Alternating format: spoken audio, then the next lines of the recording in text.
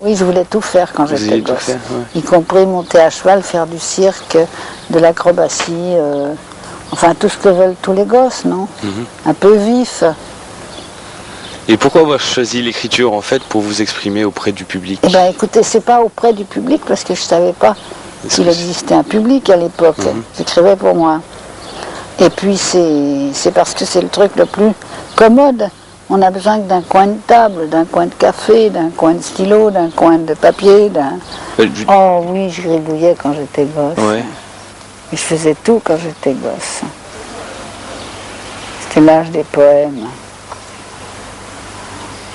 Dans le temps de ma jeunesse, dans mon époque poétique, si j'avais publié de la poésie, j'aurais été intitulée poétesse. Vous pouvez imaginer une chose pareille? Poétesse. Moi, je peux pas imaginer une pareille indignité, étiquette infamante.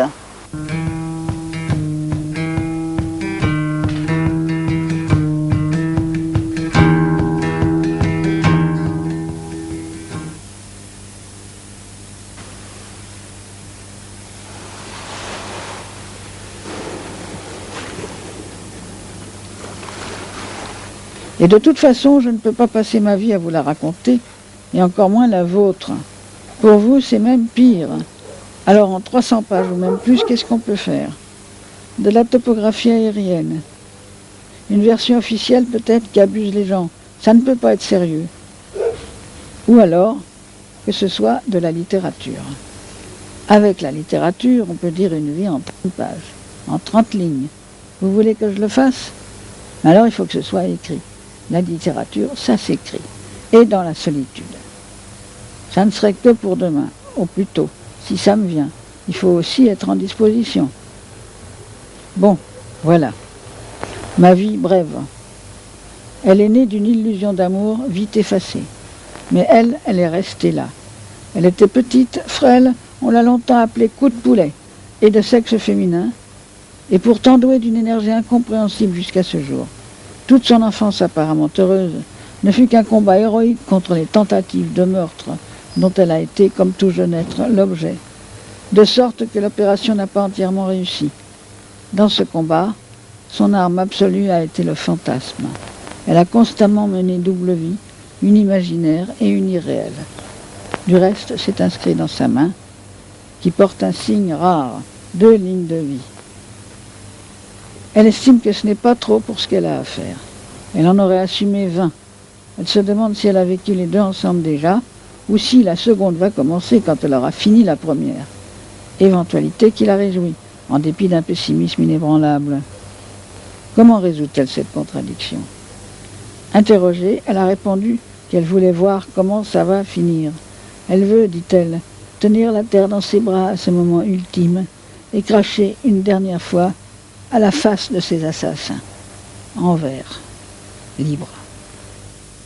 C'est l'adolescence, elle se cache trop en fait. Ça, elle se cache et en fait on voudrait la découvrir. Donc. Et moi j'allais vous poser la question, est-ce que vous pensez qu'elle a écrit sur elle? Non, elle se cache à travers les... Elle invente C'est difficile à... des personnages, mais peut-être qu'elle a vécu un petit peu de ce qu'elle dit dans le livre, mais elle n'a pas tout vécu entièrement. Elle a tendance à ne veut pas dévoiler. Elle est secrète. Et l'écriture, en fait, qu'est-ce que ça représente vraiment pour vous? Est-ce que ça vient de votre imagination ou c'est vraiment vous? Eh ben, ça fait partie de ma vie et c'est ce que j'imagine aussi. Je me souviens d'une fois où j'ai complètement imaginé, je suis tombée une nuit, au milieu de la nuit, sur un personnage qui était un mec, désespéré, etc., enfin je ne sais pas quoi. Jamais j'ai été plus moi dans de l'écriture. Et c'était un mec, et il était désespéré, et il était sans issue, et voilà. Et c'était moi. C'est drôle, je l'ai reconnu qu'après. Bon. Non, c'est comme ça qu'on se trouve aussi, hein. Ouais. Dans l'imagination, dans le... Non, il n'y a pas beaucoup de choses réalistes dans ce que j'écris. Même quand c'est réaliste, comme dans Les Stances à Sophie, où ça m'était quasiment arrivé, cette histoire-là, même comme ça, c'était pas réaliste. Hein. J'avais changé plein de trucs. Et quand j'ai écrit un livre racontant ma vie, alors là c'était le pire. J'ai menti comme un arracheur de dents. Ah bon. Et pourtant c'était moi. Son système, c'est un système du secret. Le lecteur, en effet, qui pénètre dans cet univers, va franchir, et là on reprend une expression qui lui est chère, un escalier particulièrement dérobé des livres en jeu. En effet, très très souvent, la critique a cru qu'il y avait une adéquation totale entre le jeu fictionnel et puis le biographique. Or, pas du tout. Christiane Rochefort se joue du biographique. Elle multiplie les possibilités romanesques. Elle va même donner un sens nouveau au terme autobiographie. Un exemple, si elle dit aujourd'hui j'ai écrit une page à caractère autobiographique, elle peut très bien décrire les galets sur la plage. Ce que représentait pour vous la notion d'écrivain engagé? Ah, rien. Rien du tout. Non, rien du tout. C'est insignifiant. Non. C'est insignifiant. Tout le monde est engagé, Ouais. d'une façon ou de l'autre. Y compris moi, mais même sans le savoir. Mais pourtant, oui, c'est vrai, parce que vous Et êtes... même sans le dire, et surtout sans le dire, et sûrement dire, ah, je ne suis pas un écrivain engagé. Le type qui vient vous raconter ça, ça veut dire qu'il est engagé avec le statu quo. Mhm. Puis c'est tout, quoi. Et vous estimez que c'est positif ou que c'est négatif d'être Mais engagé? aucune importance.